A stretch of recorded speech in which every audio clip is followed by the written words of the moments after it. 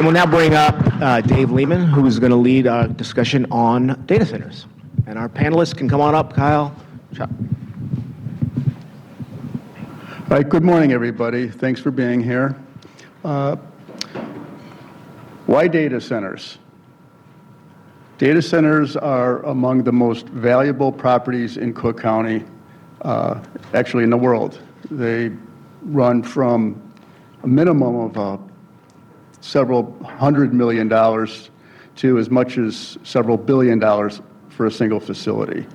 They have enormous implications on investment in the community and on the taxes and the tax base, and they are incredibly complicated facilities and facilities that have a personal property and a real property component. There's huge implications for the tax revenue they generate, and it just has enormous implications across local economies, particularly in Cook County.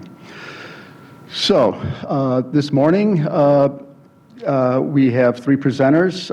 Kyle Schultz is from the Chicago Metropolitan Agency for Planning, and he will go into detail on what a data center is, what the landscape for data centers are in the Cook County market, and discuss some policy implications going forward. I will then show where data centers are located within Cook County and where the clusters are of data centers, and why they're there and why they're not in other areas. We will. Our last speaker will be Charles Argianis and Shane Briscoe from JLL. They are experts in commercial valuation and are very familiar with data centers. Most of the work JLL does, valuation work, really centers on financing and litigation. From my perspective, we get into evaluation for assessment purposes, but the fundamentals are basically the same. So with any further ado, welcome, please, Kyle. Thank you, David. Thank you, sir. Good morning, everyone. As David said, I'm Kyle Schultz. I am our Deputy for Strategic Advancement at the Chicago Metropolitan Agency for Planning, which is a local unit of government, and because we're a local unit of government, we like long titles. So CMAP will be how I refer to our work moving forward. I appreciate the opportunity, Mr. Assessor, David, team, to come here today and talk about data centers. I think as David asked the first question about why data centers, my humorous retort was going to be, you can't read a newspaper article, see an online story or social media thread or a podcast that isn't talking about data centers today. And so excited to be with you all to kind of share the perspective that CMAP has and has been gaining about data centers over the last 9 months. To familiarize yourself, CMAP is the Chicago Metropolitan Agency for Planning. We are the federally designated transportation and land use planning agency for the 7 counties, 284 municipalities, and 8.6 million residents of northeastern Illinois. Our role is to control and plan and program how federal transportation dollars get applied to this region and to think about the implications of transportation and our land use. And that has brought us to the intersection of data centers. To begin, while data centers have started to dominate how our communities interact and think about investment, wanted to just level set with data centers in general. For over 15 to 20 years, Chicagoland has been one of the nation's leaders in data center investments. And while data centers as a theme and an industry have gotten attention because of the Magnificent Seven, that very nice nickname for the companies like Alphabet, Meta, and their hyperscale, data centers have been growing at an exponential rate, largely because our society is going through a digital transition. And if you all will indulge me, anytime you interact with your healthcare provider and look at test results that you've taken, that requires digital infrastructure. Anytime you do a digital transaction, paying someone through a Venmo or a PayPal or a Zelle, that requires a digital infrastructure. Or to make it more in terms of industrial terms, when manufacturers start to think about how they make their processes more efficient, that is a digital infrastructure. In fact, Chicago and Cook County are home to one of the U.S.'s digital manufacturing hubs on Goose Island. And so our economy as a whole is going through a digital transition which requires data centers. And we say data centers, but there are actually 6 types of data centers that I'm sure my friends from JLL will speak on. But for Chicagoland, the 3 that I really want to call out today are enterprise data centers, which are a single user operating a operation, the hyperscale, which I think you all have had enough exposure to because they've dominated the attention, and for Cook County, co-location, which is a commercial facility that has multiple tenants renting space, power, and cooling.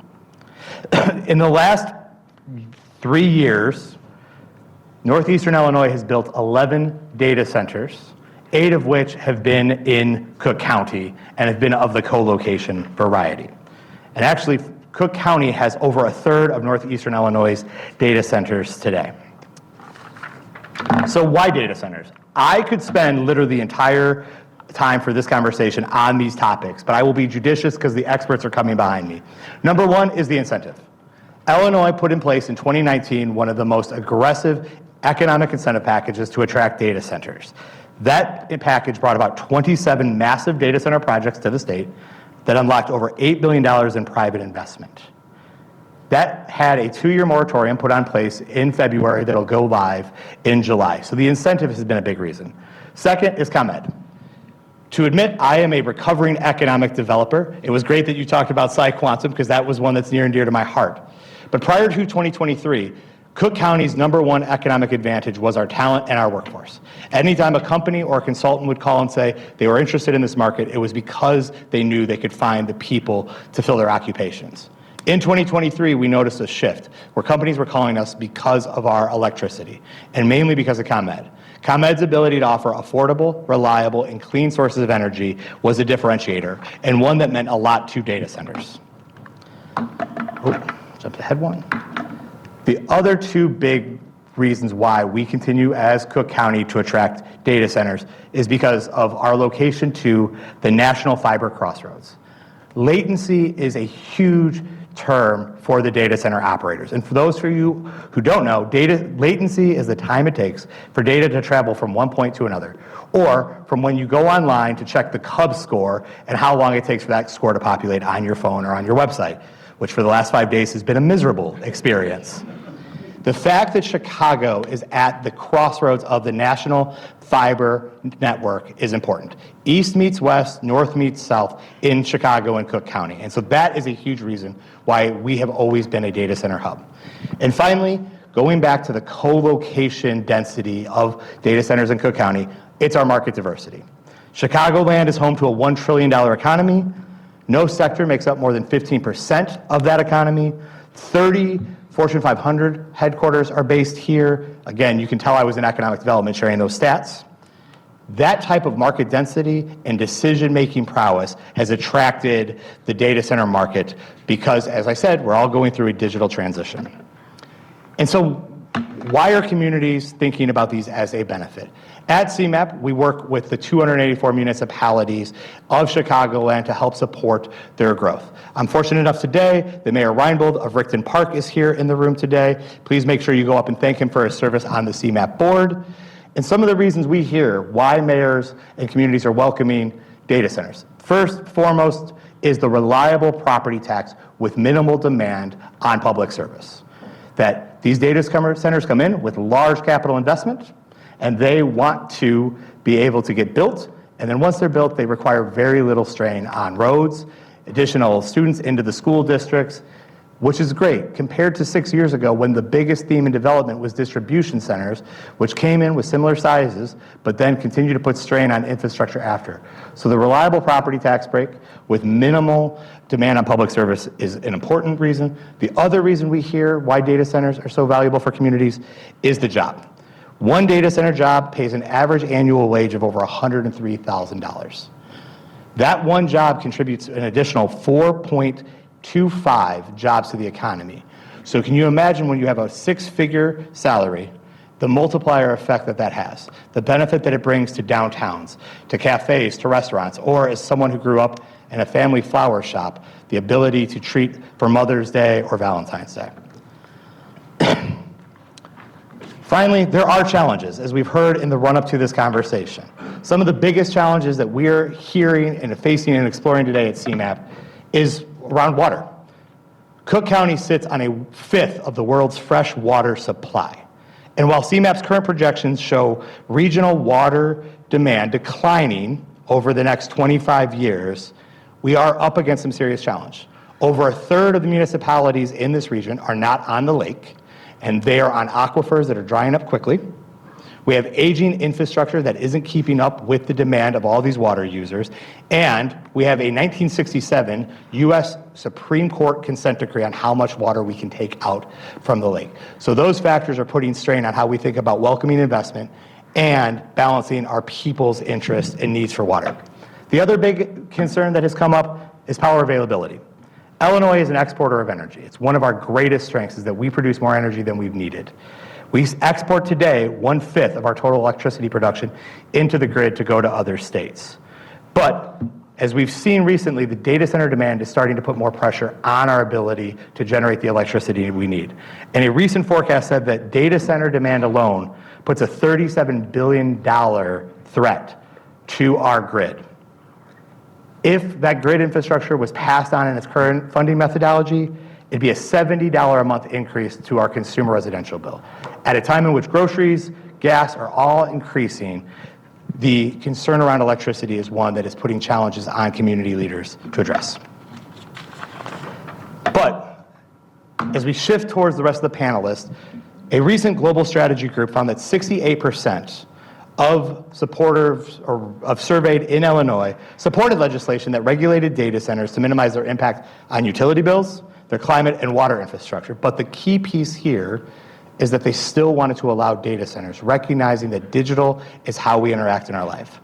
And so my closing thoughts for you all today is CMAP is not thinking about data centers as an individual investment, but as a public infrastructure critical to our future. Similar to the way that our leaders of the past looked at railroads in the 19th century.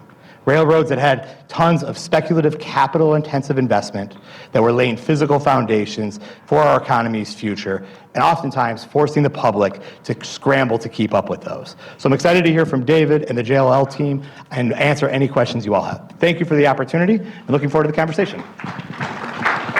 Thank you, Kyle.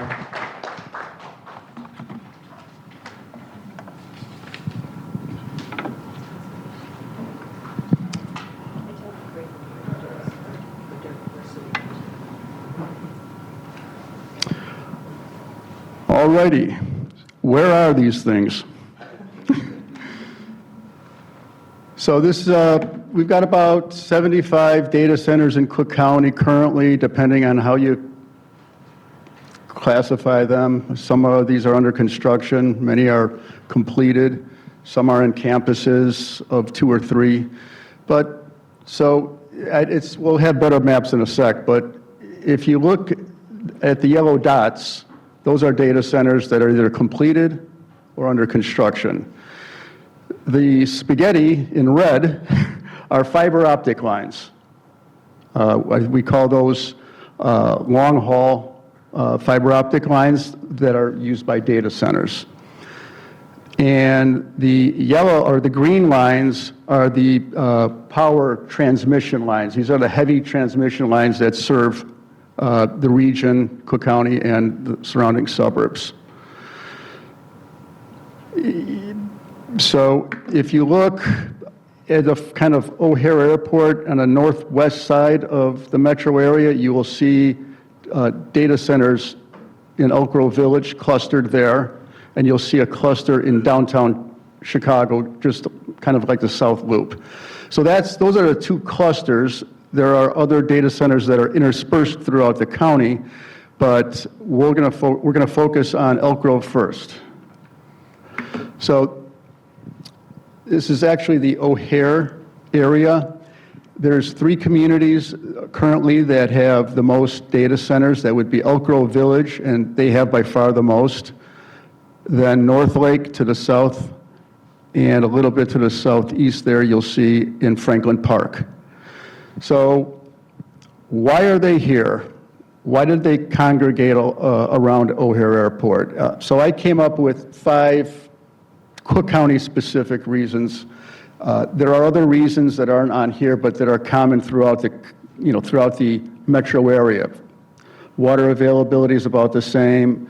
Earthquake, natural disasters, tornadoes, about the same kind of a thing. So the climate is temperate. These generate a lot of heat. Half the year it's cold here, so it reduces heating costs. But specific to these different submarkets in Cook County, the O'Hare area grew up because of this thing that we call utility adjacency.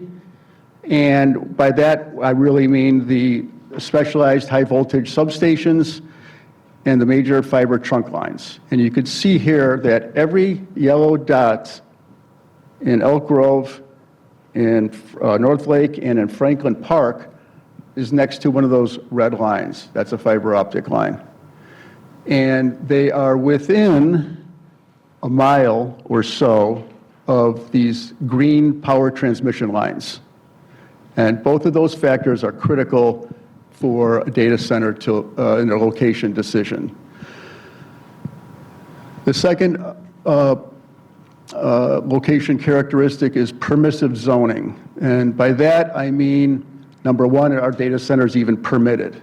There are a lot of communities that don't want a data center for a variety of reasons, because of the noise from the fans, because of the pollution, because they're too close to a residential community.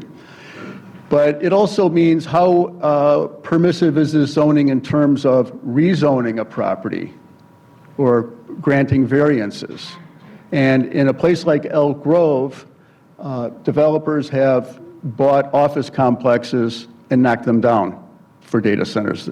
They've bought old industrial buildings, torn them down, and developed data centers. They've even assembled a whole neighborhood with 50 home sites and some commercial property, bought everybody out, demolished everything, and they're going to build 3 or 4 data centers on that project. So from a zoning standpoint, a place like particularly Elk Grove Village is very accommodating. So when a developer decides, gee, I want to go here, they know that that path from a permitting standpoint, an entitlement standpoint, is going to be easier than going to, say, Deerfield or River Forest, something like that, where they would get shut down immediately. The second or the third is proximity attributes. This is really access to skilled labor.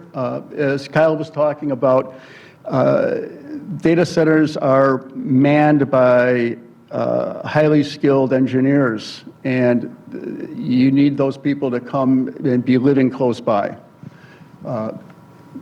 Being close to O'Hare Airport is important. Data centers are a global asset class, and the owners, the investors, the lenders, the operators come from all over the world. And to be close to O'Hare Airport has some advantages. It's also close to downtown Chicago, easily accessible, and we were talking about the latency. It's a straight shot. A lot of these lines go from, I didn't show it, but they go from Elk Grove Village in the O'Hare area directly to the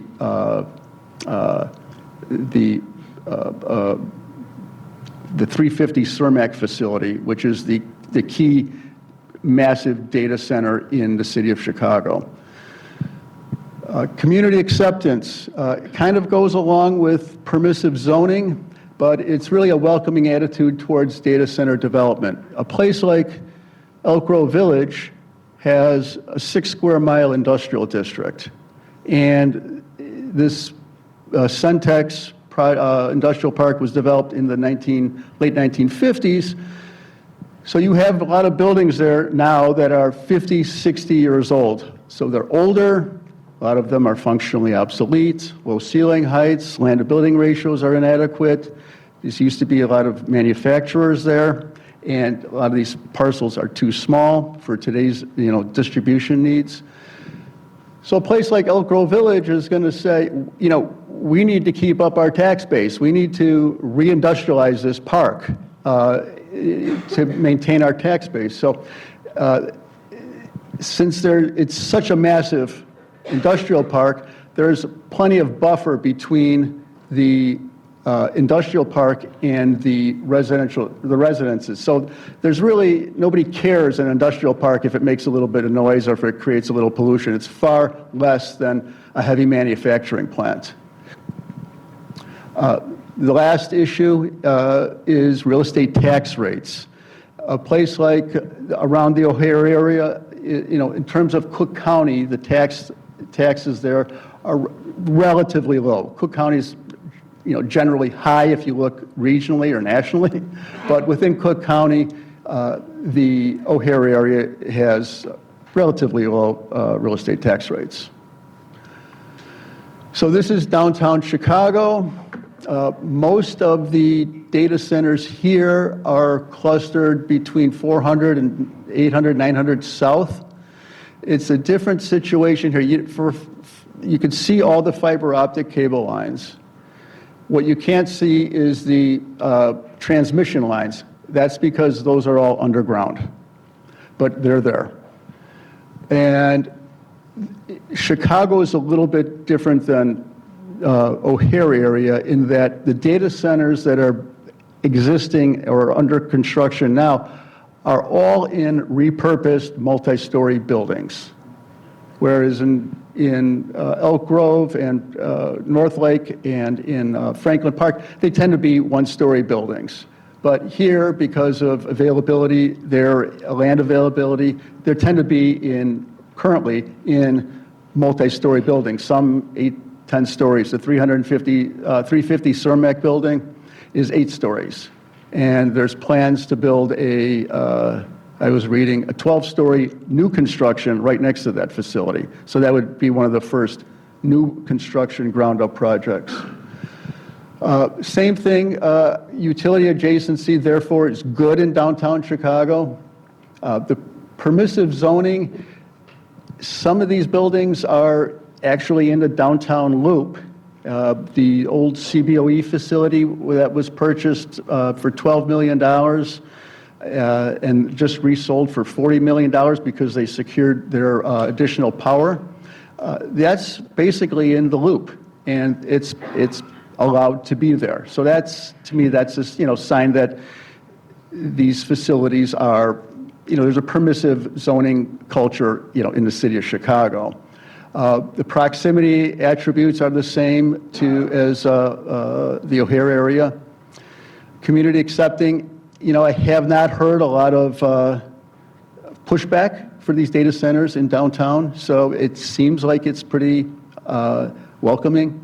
And here, the tax rates in these townships in the city are very low, 6.8%.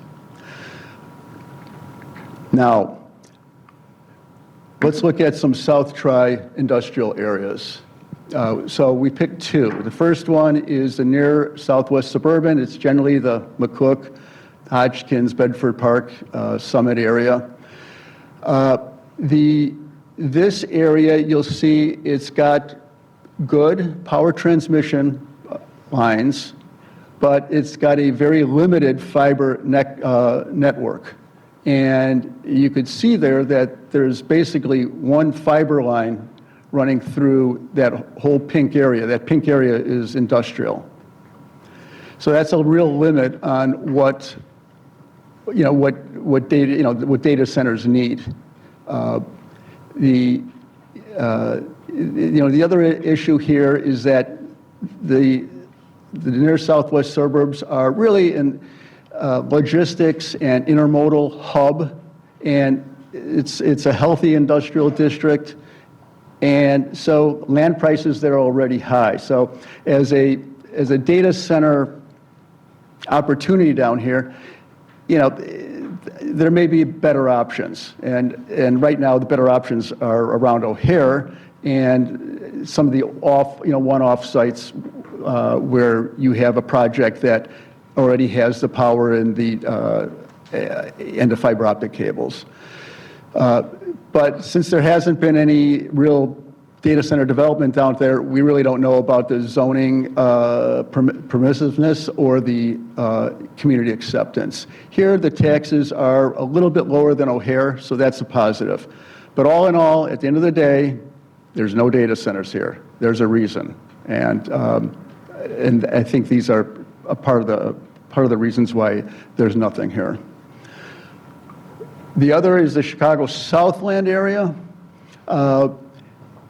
You can see here that they've got good transmission lines in the green. In terms of the fiber optic cables, it looks like it's better than McCook, so there's opportunity there, but it's still not as good as the O'Hare area or downtown Chicago. Again, there's less information on the zoning acceptance or the community acceptance because there's nothing there. There's one yellow dot I think we showed on the first plat where there's a hospital that is closing, Metro South I think it was called, in Blue Island. So that would be an opportunity, like what I was talking about, like a one-off opportunity to build a data center. It's a 12.5-acre site, which is a good, sufficient size, and so that may work. But as a general rule, again, there's a reason why there's no data centers down here. One of it is the limited fiber optic cable. The other is it's more difficult to get to.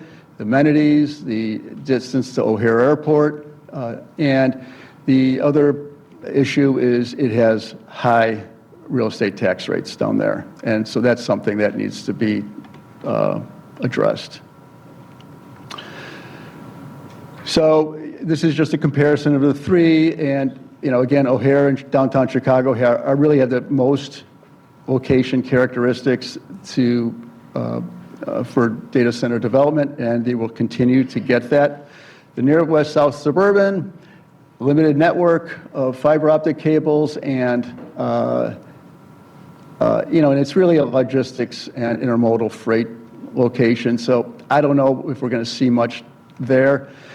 The Southland area, it's got a less favorable location, limited fiber trunk lines, and high real estate taxes. So that's the landscape. And I guess I would just conclude by saying, land availability is really important for these data centers. I think there's an opportunity in the Chicago Southland area, but I don't think it's going to happen on a one-off basis. I don't think that's the way to do it. I think it would be more of a regional planning approach, and it would need more infrastructure, targeted infrastructure, but I think it's got a lot of opportunity, but these things, these planning issues and infrastructure investment issues have to be overcome first. So that's the landscape in Cook County. I would now like to introduce Charles Argianas from JLL, and he's going to go and try to explain to all of us the complex process of appraising data centers.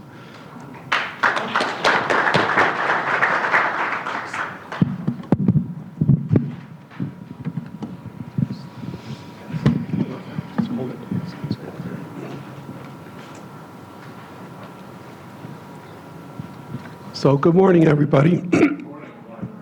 My name is Chuck Argianas. I'm an MAI appraiser. I'm an attorney. I'm a litigator for Jones Lang LaSalle.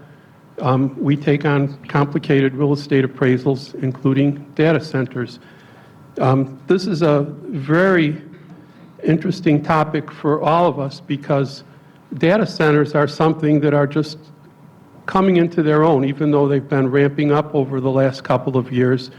The valuation of data centers is a really contentious field right now.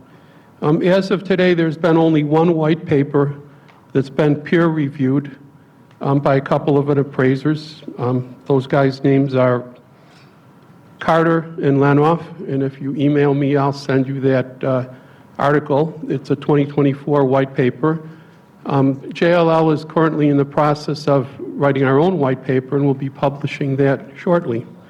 So before I put everything in context, first of all, I want to thank you all for being here. It's always easier for me to give a presentation after I'm not the first guy up. I don't like that. So let me just throw this out there. I'm a little bit older than a lot of people, and I remember when the internet was just starting out and everybody had access to, the internet, the web. And that's what's happening now with data centers. Kyle did a great job explaining all the connectivity and the relevance of data centers, but I could take it even a step further. Those cars that drive around by themselves, those are connected to the data center. Airplanes are, my son-in-law is a pilot, and you're always going to need pilots, but those airplanes are connected to the data centers. Trains, ships, everything. Medical centers, everything. And what's really kind of scary for me is at my stage in life, I've had a good career, and I have a few more years left to go, but for these young kids today, they're going to have to rethink their careers, and they're going to have to ramp up and get some specialty skills. So for example, in the last year, we've lost 10 million jobs in the United States to data centers, and that's pretty shocking. So with that, we've prepared about 16 slides, and I'll tell you which ones are important, but some of them are particularly important for assessors. So the first one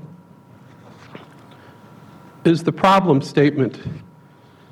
And the way I see it, there are three problems here. First is there's no unified framework for data centers. So there's really, at this point, no single resource tied together that contextualizes the engineering, the appraisal, the legal, capital markets, and USPAP, which is our standard for appraisers. We don't have a standard methodology yet, and case law is all over the place.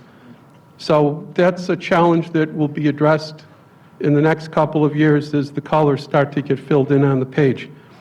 Secondly, and this is probably one of the most contentious assessor challenges, is the misclassification risk, where we've seen and we've been involved in cases where appraisers value a data center using industrial warehouse comparables. And that's not always the best or the most correct way to do this, because this approach ignores the megawatt-based economics that actually drive value. And classifying personal property as real property inflates the assessed value, and excluding real property and components understates the contributory value. So, characterizing and classifying what's real estate and what's personal property is a burning issue for assessors. And then thirdly, the literature is thin. There's just not a lot of information out there yet, but there will be in the next couple of years. The next slide are the four numbers that define the landscape. And I'm not going to try to thrill you with all these definitions, but just put it in this context. You need a ton of data, way more data than has ever been thought about. A terawatt equals 1,000 gigawatts. That's just a lot, okay? It's a lot. And the problem is, if you look at this slide, by the year 2030, we're going to need $6.7 trillion of investment to ramp things up so that we can deliver data center services. And, to put it in context, whenever we look at build out, like somebody buys an office building and they spend $100 a square foot or $200 a square foot, it sounds like a lot of money, but the problem is, before you build the data center, you got to get it ready to be able to accommodate the building of a data center. So you need massive infrastructure investment and planning. It takes a couple of years to actually get the permitting and all the permissions to do this. And sometimes by the time you get it done, you might discover that you undershot what you needed. So as a parenthetical, I was involved in an appraisal last year where a government entity from overseas spent $9 billion on building a battery plant. And the batteries for trucks used to be lithium, but over an 18-month period, they changed from lithium to zinc. So here's this plant that cost $9 billion with a B, and they opened it up, and it operated for 4 months, and they shut it down. And all this equipment that they built, they're going to sell it for scrap metal. So in data center world, there's enormous risks because the way we get our power, who knows where technology is going to take us, and it is quite possible that fiber optics might be obsolete in the next couple of years. They might find a better way to do things. So we just don't know. It takes an enormous amount of capital. That capital is usually securitized. It comes from Wall Street and from investors overseas. But we're talking trillions with a T. We're not talking with billions. My next slide is the most important one today for me, okay? It's the most important one. The left side is traditional. Value is a function of square feet. That's what we do in appraisal. Rent is measured in dollars per square foot. Vacancy is measured in square feet. Risk is a function of everything that David just talked about: location, credit, lease term, economic life. But on the right-hand side, everything changes. Thanks, Dave. Value is a function of megawatts, deliverable, reliable electrical capacity. Rent is measured in dollars per kilowatt per month. Vacancy is measured in megawatts, not square feet.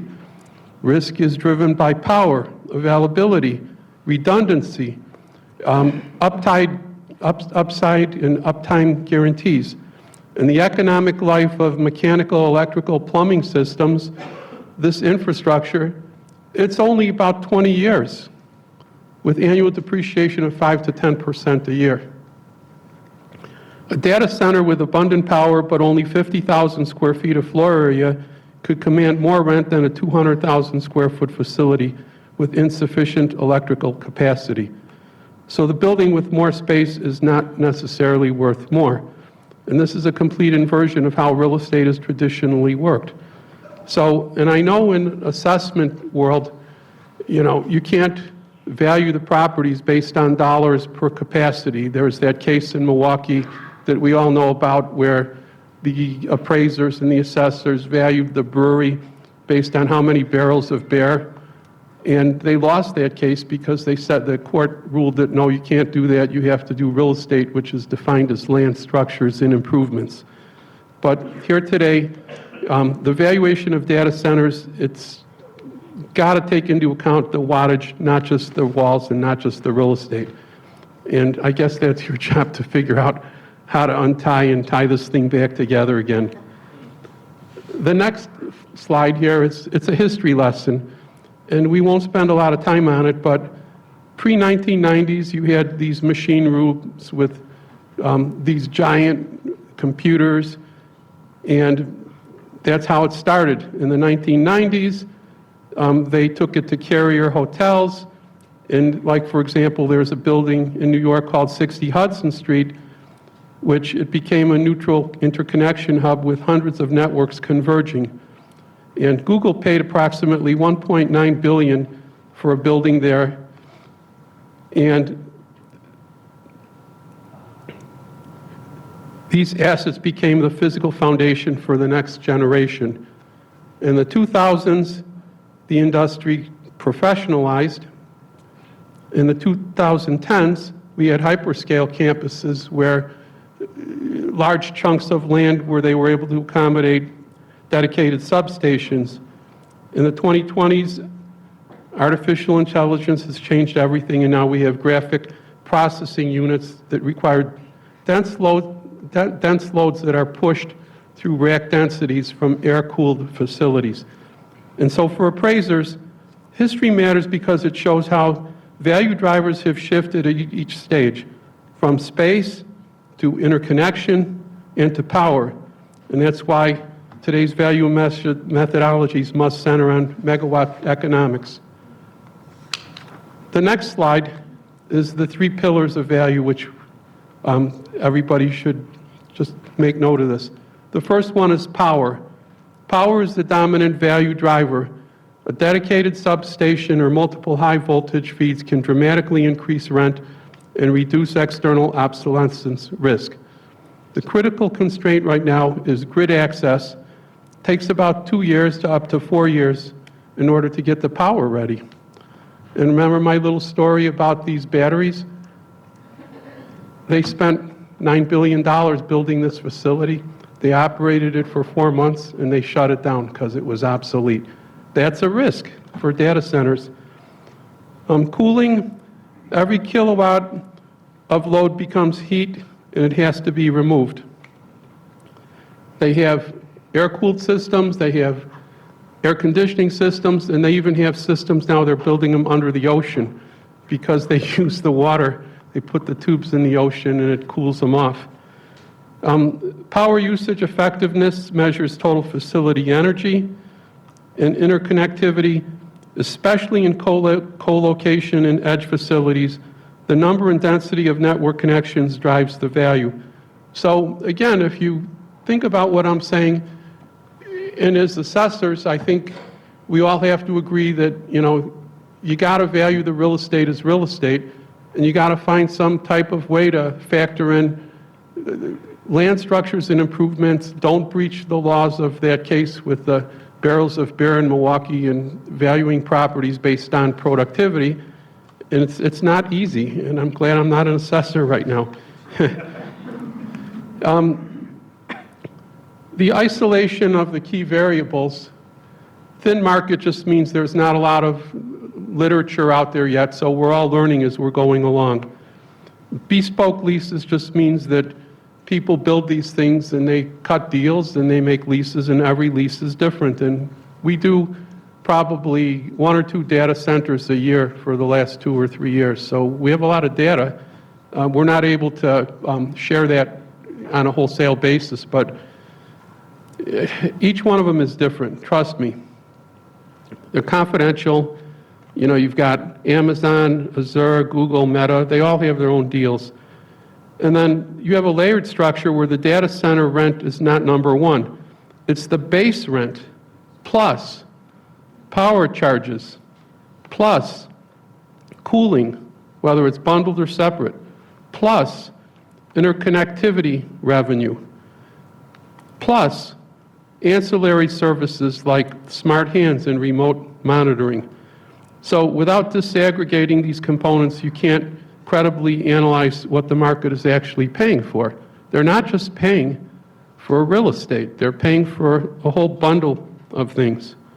And then, of course, we have securitization data. And total U.S. data center securitization reached $48.69 billion from 2018 to 2025. So using an overall cap rate of 6.5%, which is what this Carter-Lanonoff feasibility rent analysis methodology, and maybe that's something you could use in your assessment.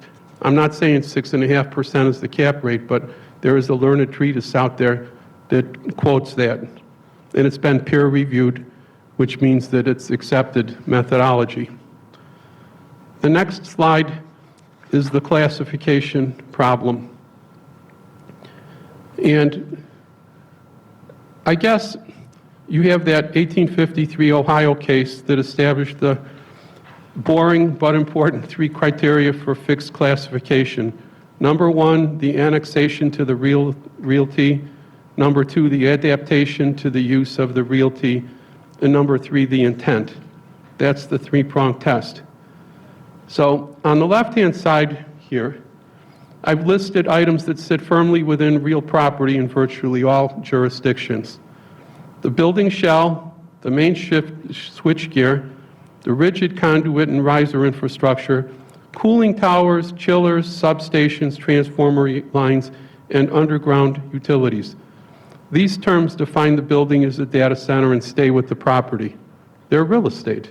At least that's what learned people seem to tell me. On the right-hand side, these items are typically personal property.